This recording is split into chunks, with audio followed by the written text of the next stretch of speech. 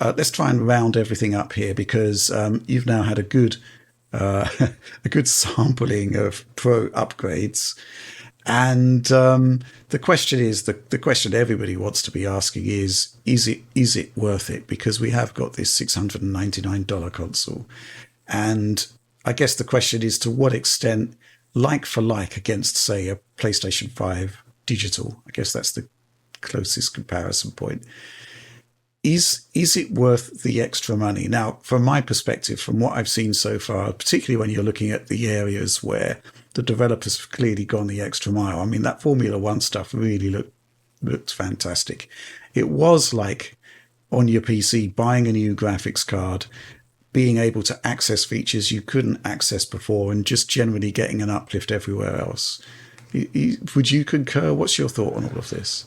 I'd agree with that, but I think, especially with these console games, it does depend on how you like to play these games, because I think if you like playing games at higher frame rates, it's much more worth it, especially if you like playing games in their 60 FPS performance modes that are more demanding, like where we see 1440p resolutions facilitated by FSR 2 or 3, and image quality isn't quite there, but just that class of sort of really advanced game that might also, like you mentioned, have ray tracing in there, might be more intensive, and might struggle a lot on base PS5. Getting those games to a 4K output with a reasonably stable image can make a huge difference. It can make a really, really big difference. It's just tough because this generation we've seen developers push out visual features, and in a world without upsampling, we'd probably be looking at like a lot of games at 1080p at 900p pushing out more advanced visual features. Certainly that was the initial target for Unreal Engine 5 in terms of that delivering like a 1080p like image on the consoles. And then of course you have the upsampling in there that's improved that presentation. But I think that's probably the number one area. If you're a gamer who likes to play at 60 FPS, likes to play those more demanding games, that's really where I see the benefit being mostly, in at least existing titles, right? What we have right now.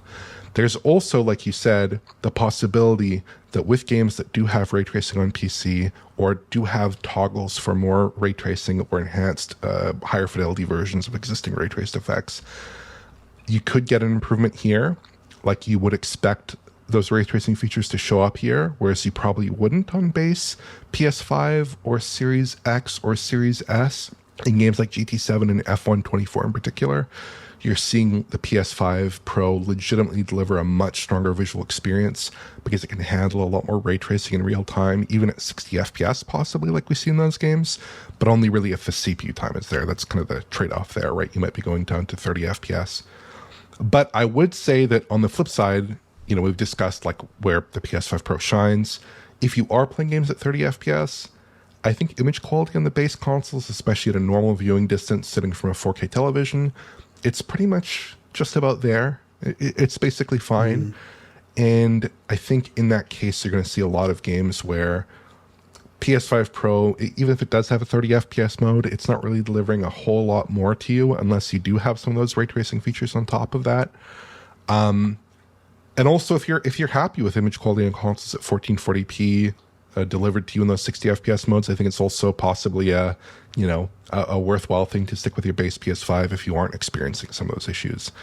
But I do ultimately think that if you value that fidelity and you do fall into one of those two camps, you do want to see more ray tracing, you do like those performance modes, I think the Pro is a really good investment. There is a conversation to be had a little bit here between the value of a Pro and a PC, but I think for a hassle-free gaming experience, delivering high fidelity visuals with no particular issues with updates, no particular issues with incompatibility, a very stable and smooth operating system, I don't think you're going to get that out of PC for at least another few years here. I think when you look at the PS5 Pro, that's delivering a really good experience, and it's also fairly favorable in terms of that cost relative to a PC. But I also do see it, like you said, as a kind of PC-like upgrade where you're getting more of those features, you're adding on more of those ray tracing, you're adding on more of that ray tracing rather, you're getting kind of that upgrade from that like 3060 Ti to like that 4070 class of GPU or something in that vicinity, 6000 class of GPU, where you are able to push things up a little bit. Now, in some games that's going to be a more compelling upgrade than in some other games, but the addition of PSSR in particular, I think gives you a lot more to play with potentially on the PS5 Pro and gives you a a more significant upgrade than you would expect from the raw specs alone, potentially. That 45% boost in kind of raster performance, so that 67% boost in CU count, I think is underselling it. But yeah, I think ultimately the PS5 Pro is for those users. It eases some of that tension where the PS5 is often not quite there in terms of image quality relative to PC, often not quite there in terms of image quality, even relative to what we saw last generation with like PS4 Pro or Xbox One X, where we did often see higher native resolutions in titles than we're seeing now. But overall, I think the console is worth it for that kind of player. It's unfortunate that it comes in at such an increased cost relative to the PS5, whereas like PS4 Pro was coming in at the same price as the PS4 when it launched. Bit of a different era in terms of the progress in silicon process technologies and the complexity in those technologies. So that's changed a little bit, but I don't think that the underlying value proposition is that different. I think for those players who do want that enhanced experience, PS5 Pro is going to provide that experience. Yeah, I mean, I'm really impressed with what you've seen so far. The thing that's missing to me is Unreal Engine 5 games that were running at really, really low resolutions, which were kind of abused, where FSR2 was abused to get us back to decent resolutions outputs and wasn't quite achieving the target. So I'm eagerly awaiting to see PS5 Pro updates for the likes of Star Wars Outlaws and Avatar and all of those games, and Immortals of Avium, those type of experiences where the image quality at 60 wasn't holding up and where the experience often wasn't hitting 60. I think that's really where we're going to see some really interesting stuff based on what we've seen so far. And I also think we're going to continue to see variable levels of commitment to the Pro. If you think back to PS4 Pro, we lost count of the amount of times that a game would ship at 1080 on the base console and 1440 on the Pro. At least this time, even if it is kind of like a low effort Pro implementation, the tools are there to actually get better results with PSSR versus just, an increase in raw rendering resolution, which you probably couldn't do that much with anyway, bearing in mind that relatively the GPU size increase is lower compared to PS4 Pro. So, I still say that there's a lot to come here. And I think there's a lot generally about the system we still don't know about. We still don't know what Ultra Boost mode does, for example, or Game Boost as it's officially been christened. Mm-hmm. How does it work? What does it actually do? We still don't know. Nobody at the event was seemingly committed to telling us. But what can I say? I think this has been a really interesting exercise, and I'm really happy that your first press trip for Digital Foundry was actually something quite meaningful and, dare I say it, profound. It was a great experience by the sound of it. Yeah, it was really good. I'd also say, I think the fact they do have machine learning hardware in there, it does present a lot of really interesting and tantalizing possibilities for the future. Now, I wasn't able to talk to anyone about the PS5 Pro hardware in depth there, but I think like when you look at something like DLSS 3.5 ray reconstruction on PC, you get the sense that if Sony was putting in a lot of development time now, maybe in a few years, we'd see something similar. And indeed, when you do look at some of those more challenged titles, they are pushing out ray tracing.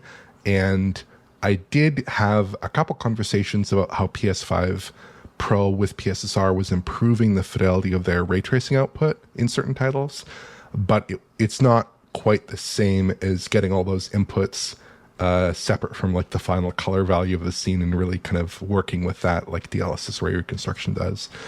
So there's a lot of potential here with PSSR, a lot of potential possibly with other technologies, a lot of potential in general as developers just get to grips with the hardware and do more interesting things with it. And I think I'm really excited to see what the future holds. But this early showing, quite compelling across a lot of games, definitely delivering that huge uptick in visual quality in titles like The Crew or like Final Fantasy VII Rebirth, a gigantic increase in visual quality while also hitting 60 FPS. That I think is going to be really compelling for a lot of players. And in a lot of these more demanding titles, it is going to be just a really compelling experience, I would expect, based off of what I saw last week. Interesting. Well, thanks for that. And, what could I say? I guess at this point, we need to go hands-on, hopefully at base, and actually get to grips with the hardware and a few more games to see what's actually going on there, and to get more of a flavour for the non-curated lineup of titles. They're talking about like 40 or 50 games for launch, which is a lot. kind of nuts. So we're going to be busy, aren't we? Ultimately. Absolutely. And of course, looking to see what Game Boost actually does and how that works. I was thinking about PS4 Pro, and it effectively, boost mode there gave you the extra clocks of the GPU, but not much else. Well, you got the CPU boost as well, obviously. But in the case of PS5 Pro, well, we don't think there is a clock boost. So you'd think it was using all of the 60 CUs to provide that extra performance, but we just won't know until we go hands-on. Yeah. So lots of things still to learn about this hardware.